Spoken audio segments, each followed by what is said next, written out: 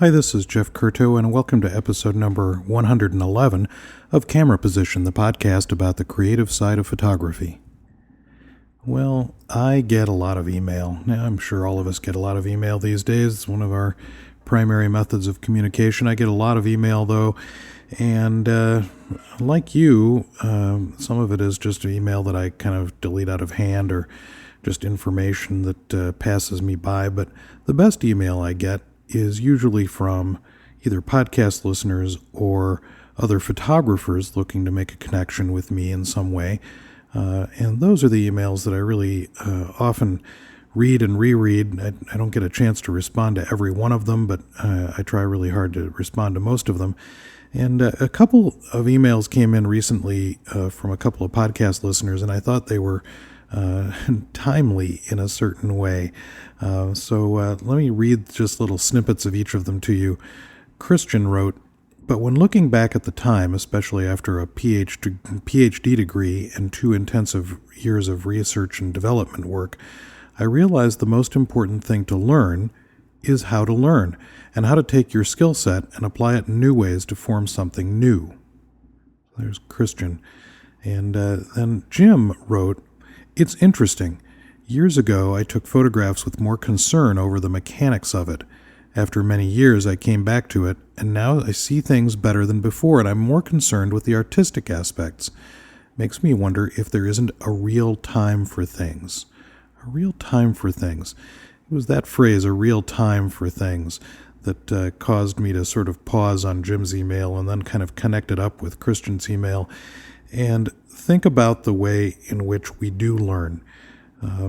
Learning how to learn, I think, is probably the watchword of the 21st century. There are new technologies thrown at us every few minutes, it seems, and we have to learn how to learn more than we have to learn how to use those new technologies, because they'll change even before we get a chance to try and use them in some cases. But I was really intrigued by Jim's idea that he took photographs years ago with more of a concern over the mechanics of making photographs. And after a lot of years, he came back to it and now sees things better and is more concerned with the artistic aspects. And it makes me wonder, he says, if there isn't a real time for things. And here we've been talking a lot in past issues of Camera Position about the idea of trying to think through the process of creativity and make yourself more creative and think about the way in which you can be creative. And ultimately, there is that real time for things, a real time for things to occur and a real time for things to be sort of there for us in some ways. So I just really liked those ideas. I loved Jim's idea, if there isn't a real time for things, a real time for us to sit back and recognize the things that we have learned and recognize the things that we need to learn how to learn and apply that skill set in new ways and form something new, as Christian says.